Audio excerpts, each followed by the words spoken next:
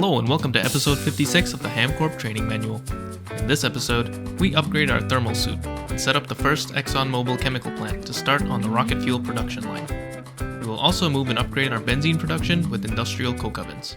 Now that polybenzimidazole is done, I can finally finish the thermal cloth and thermal clothing. I can actually recycle my existing thermal clothes to get some thermal cloth back, and I can just upgrade that into tier 2 thermal cloth. I don't think there's any reason to have 2 sets of thermal clothing, so why not?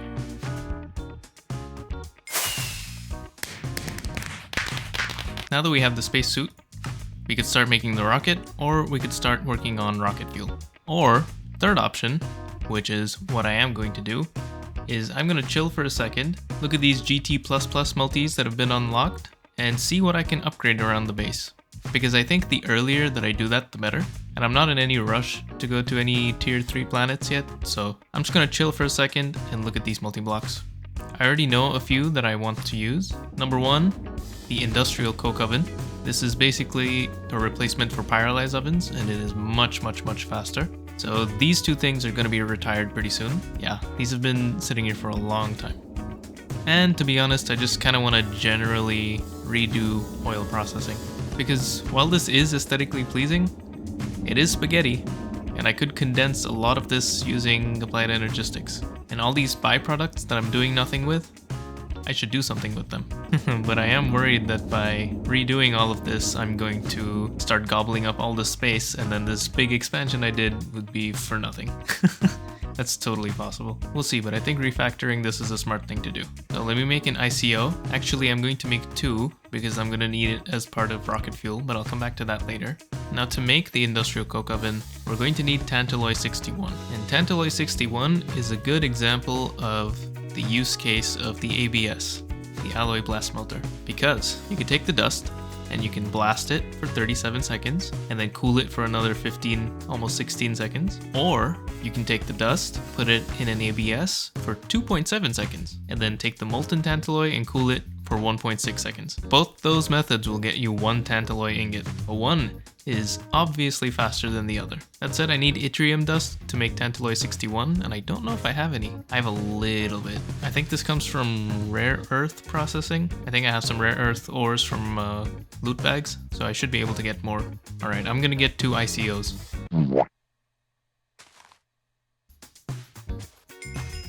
My ICOs are ready to be put together, as well as 4 distillation towers. 4 distillation towers should be able to keep up with 1 ICO. Like I said before, the second ICO is for something else. But before I do this, I actually want to make something that's been recommended to me a few times now, and I just keep forgetting to do it. It's to make the vajra. This is basically kind of an omni tool, kind of. It's good for mining anything. It's an instant mine for pretty much anything, including wires and things that you normally need a wrench for. And it's also, I believe it's also an instant mine while you're flying, so that's really nice. And that would make building the rest of this magic tower so much easier. So a quick little diversion. To make the vajra, I need an engraved energy chip. This is not too bad. The hard part is that it needs an IV laser engraver, and that's not really that hard. Also needs a magnetron, needs superconductor IV wire, which we've done now. Needs a vajra core, which is more of the same. Also a Tesla coil, which is not particularly hard to make. And it needs iridium reinforced plates. These are an implosion compressor recipe, and this uses exquisite diamonds. So this is pretty expensive, but we can do it.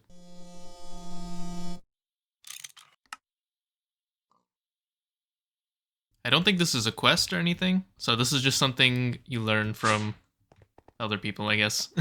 Actually, I think it maybe isn't charging because my wireless charger is HV. So it might be time to upgrade this to EV. And just to demonstrate, this is how fast I mine lapis calistus. Really slow. I am flying, of course, so that makes it worse. But here's the vajra. It's instant. It's a little too fast. So I'm probably just gonna put away my pickaxe now. I'm gonna keep the wrench for the right-click functions, but this is my new pickaxe. Time to start putting together these machines. I've been thinking about it, and actually I think I'd like to move the benzene stuff into this building. That way I can use this power building exclusively for power generators. Like, yes, this is a part of power generation, but it's not the step where we produce EU. So I'd like to have those steps in here. This way I can free up some space for some more engines and also new types of power generation, like different engines. For example, like the large gas turbine or something. Especially for making a lot of benzene, it would be good to burn it for power. So I think what I'm going to do is I am going to use this new space for redoing the oil and also for benzene. The one question I have though is my wood farm going to be able to keep up with this industrial coke oven? I really have no idea. Oh, by the way, one thing I should have said a while ago, for the industrial coke oven, you can use heat resistant casings or you can use heat proof casings, and you should use heat proof casings because it's explained in the tooltip. The heat resistant casings give you 12 parallels, but the heat proof casings give you 24. So it's twice as fast to use the heat proof casings. And also, in the process of making wood tar, this is an MV recipe, but because we're doing 24 parallels, we need 24 times this amount of EU per tick. And that actually ends up being EV. So I made an EV, where is it? I made an EV energy hatch for the ICO, but this doesn't mean that the recipe is going to be done at EV. It's still going to be done at MV. We don't want to overclock this further because that will cut into our energy profit. All right, I'm gonna put everything together now for benzene. So here is the new benzene setup. This is the first ICO. Everything's backed up. That's why everything's off. But this first ICO processes oak wood into charcoal and wood tar. The charcoal we'll come back to. The wood tar gets sent to this quad distillation tower. And a quad distillation tower is fast enough to keep up with the production rate. This is going to make our benzene and byproducts. I'm not sure exactly what to do with these byproducts. I think what I'm going to do is I'm going to store like a full buffer of these tanks. And then on top of that, any excess I'm going to burn instead of voiding. Because it's free power, so why not? Coming back to the charcoal gets sent to this second ICO. This one will turn it into coal tar and also small pile of dried earth dust, which I just void. This is processed into dirt, so who cares? The coal tar we need for rocket fuel. If you look at the space race tab, here's a quest for coal tar distilling. That's what we're about to do next. This will get us a few different chemicals. Most importantly for us is anthracene, as well as the ethyl benzene. The rest, I don't know. I have to look at what I can do with them. And of course, like before, if I can't find a use, I'm just going to burn it. The next two quests are for making phthalic acid, but we already have phthalic acid, so I'm going to skip these. Luckily, there's a checkbox, so I can just checkbox them away, and I already have. So I will not be making naphthalene, and I will not be making phthalic acid like this, because I already have phthalic acid done. After that, there are a few more steps, and I believe a loop, if I'm not mistaken. I'll have to look at it again. But that will lead us to hydrazine, which leads us to dense hydrazine, which is our tier 4 fuel, tiers 3 and 4. But we're not going to stop there. We're actually going to keep going up to purple rocket fuel, which is CN3H7O3. I don't know what chemical that is. But I think this is doable. Assuming tier 6 tungsten steel chemical plant is doable. I haven't checked exactly, but I think this should be doable. And this is rocket fuel up to tier 6, so why not? Green rocket fuel, I guess this is the final rocket fuel in the game. This is out of reach, so we're going to stop at purple. I also decided that this is going to be my final benzene setup. I know I can make nitrobenzene in the future, and I probably will. That's why I decided to decorate these multi-blocks, because these are kind of fixed in place forever. I also decided to give it its own dedicated power supply, because I don't want to run into a loop where I run out of power, and then I need power to make more benzene to make power. So I just have a separated, dedicated benzene turbine thingy over here. It would be better to use a multi-block gas turbine, but that needs a little bit of maintenance in the form of turbine blades, or just turbines, I guess. And I just didn't want to deal with that yet. Mostly because I don't have access to the best materials. Once I have those, I'm going to come back to this and switch this out for a multi-block because it's more efficient. So next up, I'm going to start processing this coal tar and try to get myself some rocket fuel. So here we are. It turns out I need 20 distillation towers to keep up with the ICO here. So I'm not going to do that.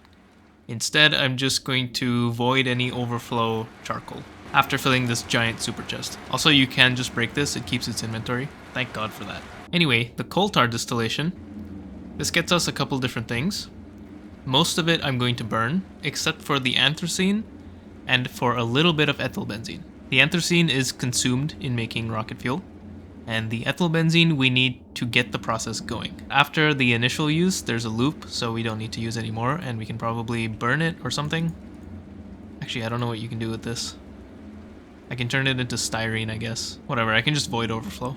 And for the rest of the materials, I have an idea for what I want to do with them, but I need to investigate a little bit more. Anyway, the next few quests for rocket fuel start with making phthalic anhydride dust.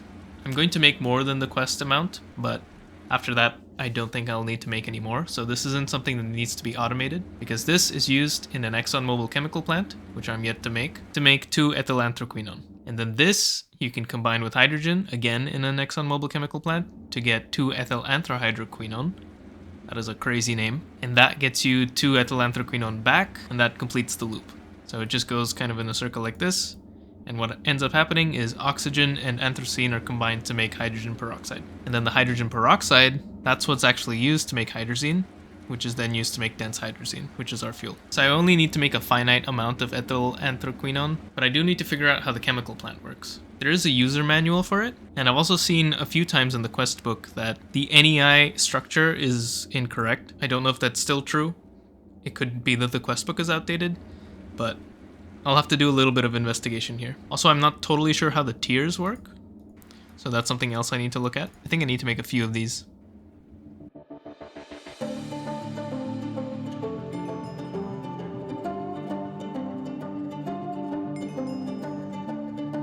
So the chemical plant is a little bit of a unique multi-block, and there are kind of multiple tiers at the same time. If you read the chemical plant manual, it'll all make sense. Basically, the way it works is there's the tier of the machine casing. This is what's reflected in different recipes. So for example, in the recipe to make hydrazine, it says tier 2 steel. So the chemical plant needs to have at least steel machine casings. Second, there's the sort of voltage machine casing. This determines what voltage you want to run the recipe at, or at least that's my understanding. So if we use LV machine casings, it's going to try and run the machine at LV. And if you use HV machine casings, it tries to run the recipes at HV. Next, there are the coils.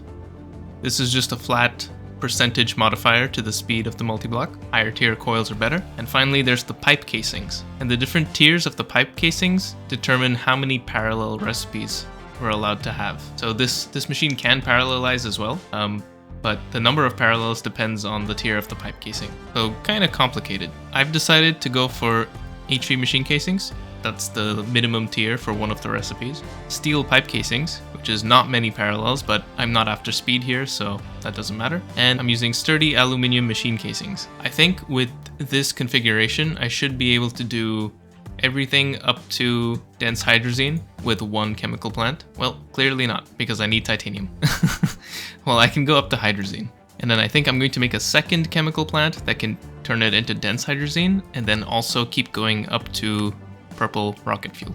This needs tungsten steel, so that's very expensive for me at the moment, but I think it will be worth it.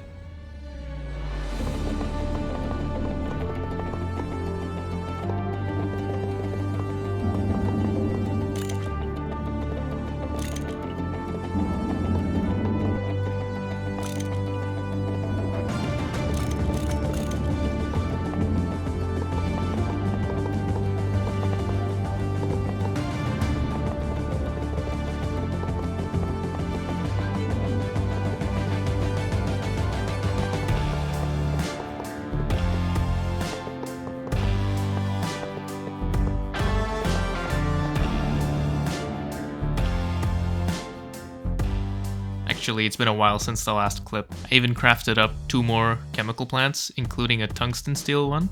So you may have noticed one block that looks a little strange. This is the catalyst housing. As the name suggests, this is where we put in catalysts, not in the input bus. And we will be using a catalyst for 2-ethylanthrohydroquinone. But let's get started with ethylanthroquinone. So I'm gonna make my initial batch using this top recipe, and then in the future the loop will be using the bottom recipe. So this needs a program circuit of 4, 15 phthalic anhydride dust, and ethyl benzene. I've got all of that here, except for the program circuit, but I guess I can just set that on the input bus. So I also upgraded the energy hatch to EV, because why not? Ethyl benzene goes in. What? Why is this incomplete? Don't tell me this has to be HV. Oh, wow, okay. The machine casing tier also determines the energy hatch tier. So there you go. You can't use an EV energy hatch if you're using HV machine casings. That's fine. HV is good enough for what we need, but now I need to get a transformer. Alright, now we turn it on, and we make our 2-ethylanthraquinone.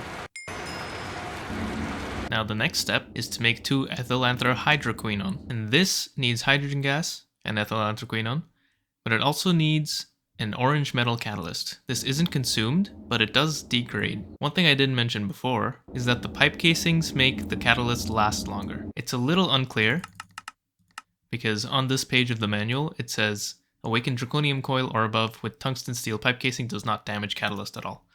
But I don't see how the coil affects whether or not the catalyst is damaged. Because on the previous pages, it seems like the only thing that affects catalyst damage is pipe tier. So I might swap these out for tungsten steel pipe casings, and then I won't have to worry about degrading catalyst. But I might have to still worry about it, because if what the manual says is true, then these coils are not good enough. But it's worth a shot. So I'm going to replace these with tungsten steel, also get my catalyst, and then I'll make some ethylanthrohydroquinone. Okay, let's test this out. Catalyst goes in the catalyst housing. 50 uses left. 1 input hatch with hydrogen. 1 input hatch with ethylanthroquinone. Okay, the crafting is still going, but I've already noticed that the catalyst is starting to degrade. So it does need better coils as well. I don't know why, but it does. But we basically have ethylanthrohydroquinone done now. And now to make hydrogen peroxide, we put this in a loop with anthracene, oxygen gas, and we'll also get 2-ethylanthroquinone back, and that will complete the loop. So I'm going to shuffle some input and output hatches around so I don't have to deal with any piping. I'll set up my supplies of hydrogen and oxygen as well as anthracene, and I'll see you when we have some hydrogen peroxide. Thank you for watching this episode of the HamCorp Training Manual. In the next episode, we will produce not only dense hydrazine, the tier 4 rocket fuel, but also purple rocket fuel, which is tier 6. We will also craft the tier 3 rocket and continue to explore the local solar system. Employees are encouraged to take deep breaths while working in the rocket fuel refinery, as you are going to need the extra oxygen here. See you next time.